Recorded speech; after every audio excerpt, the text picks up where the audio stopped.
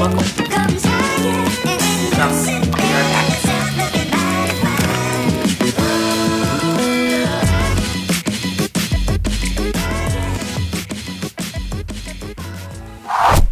Hi guys, welcome back to my channel. You're here for the third installment of our self-care series with my friend KARLAGEE. I will leave a card at the top with a link to her channel so that you can go ahead and check out her videos as well. But today we're going to be talking about social self-care.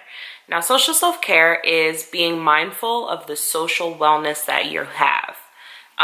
In any relationship, there is a give and a take, and a lot of times people like to think of the take as people taking from them, but you take from other people as well.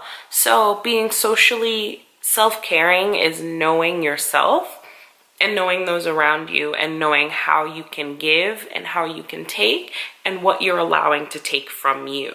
So in thinking about social self-care, and the reason why I believe it's so important to do this is because the people that are around you can have a great influence on the other factors of your self-care. They can have a very strong influence on your mental health, your physical health, any other type of health that I'm not thinking of. They can have an impact on those things. And so you want to make sure that the people that you have around you, the people that are the closest to you, are going to be people who are helping you to grow and inspiring you to be your best self. And it's fine to do things for those who aren't that for you. It's fine to be that person for other people. But if you don't have that group of people around you who are going to push you to be your best self, who are going to push you to follow your dreams and to be a better version of you, then you're really going to be depleting from your own resources, because now you have people around you who aren't giving, but just taking.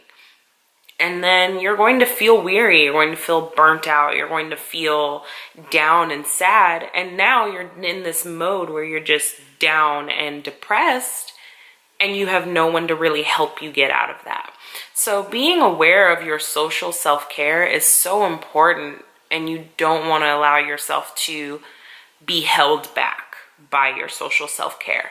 So one thing that I think is really important in your social self-care is planning.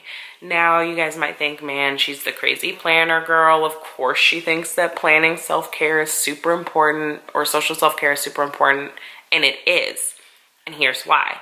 If you don't plan, then it's just gonna happen.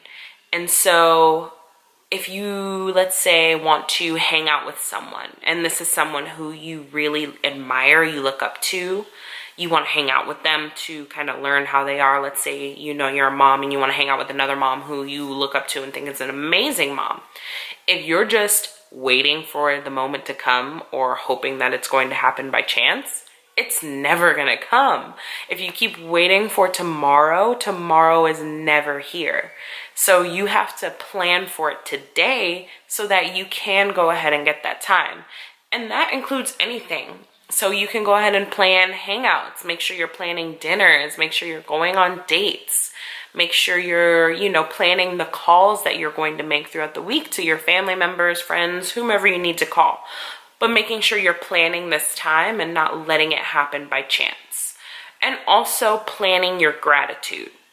Now, there is a little bit of time that I do try to sit down and think, and I need to be better at actually acting.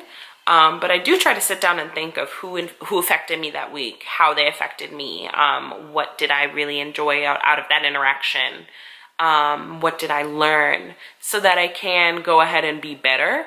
But a next level to my social self-care would be saying, okay, great. Now that I've noticed that, I've recognized it, now I'm going to share it. Because a lot of times it's good to hear the good things about yourself.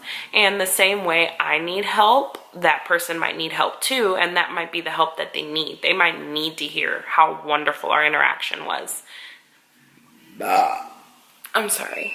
They might need to hear how wonderful they are. And so planning time to be gratuitous sounds like I'm tipping somebody, but you're tipping their social bank, their social self-care bank. And so you want to make sure that you're planning times to do that and hold me accountable, because I am going to start trying to do that. And in lieu of that, I want to take some time right now to show you guys and express to you guys how gracious you have all been in following me and putting up with me through this whole thing, and how wonderful you guys are. I am in the comments with you guys. I interact with everyone who interacts, and I want to encourage more of you. If you're watching this, please feel free to share, feel free to comment, because I'm there with you, and I want this to be as big and as wonderful as we want it to be. So feel free to share this with whomever you want to share it with. Feel free to comment whatever you want to comment, within reason, people.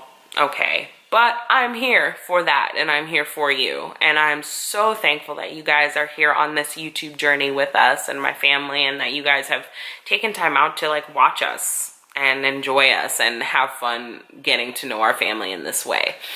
But the second thing that I really think that is important to social self-care is to monitor.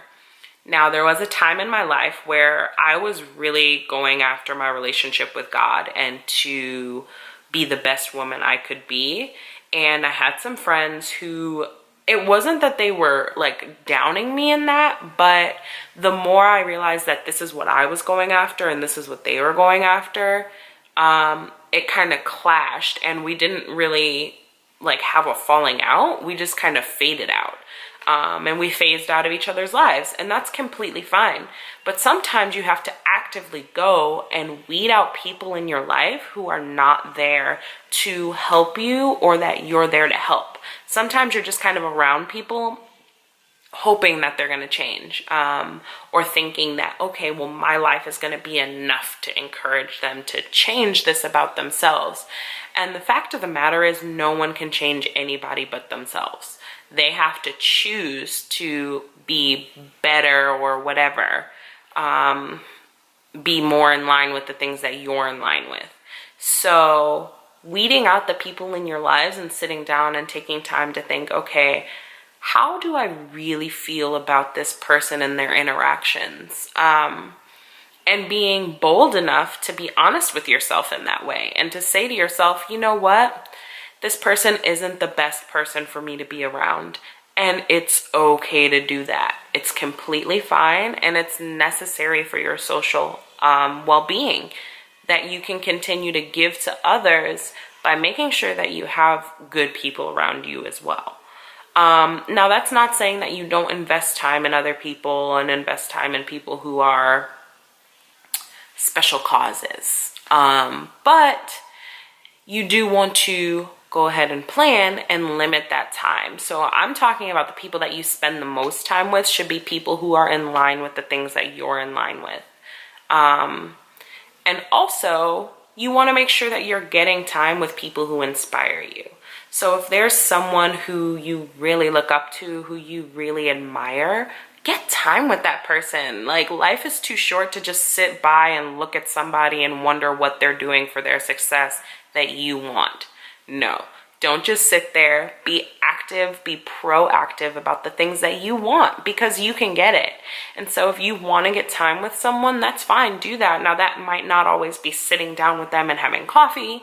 It might be watching a video that they put out. It might be reading a book that they've published. It might be trying to call them. I don't know how close you are to whatever person you're thinking of right now, but that person that popped into your mind the second I said that, you need to go after being with that person, because being around people who you want to be like is going to help mold your social character.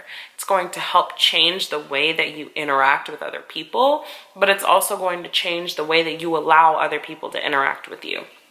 Now, I feel like I've probably been rambling for a while, so I'm going to go ahead and give you guys a break here, but leave in the comments below what you thought of this video and what you think of social care. Is it something that you've actually thought of yourself? Like, have you been thinking about this? And if you have, go ahead and put in the comments what actions you've taken to go after that. And if it's not something that you've thought of, go ahead and leave in the comments below what you think. I will definitely be there chatting with you all. And when this is over, don't forget to go to Karla's page and go ahead and check it out. Now, this is going to be the last actual video of this series. The next thing that we're going to be doing is going to be a YouNow video on, obviously, YouNow. Ashley, what are you doing? Okay, it's going to be a YouNow video. And it's going to be a Q&A. We're going to be answering questions about self-care because I haven't fully shared where my intense passion for self-care has come from.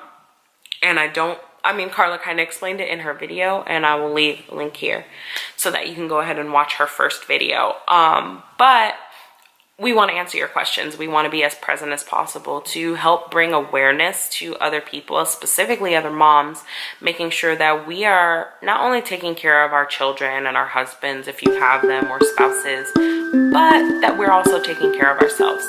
So go ahead and leave in the comments below, then head on over to Karla's page, and we'll see you in the next one. All right. Hi guys, welcome back to...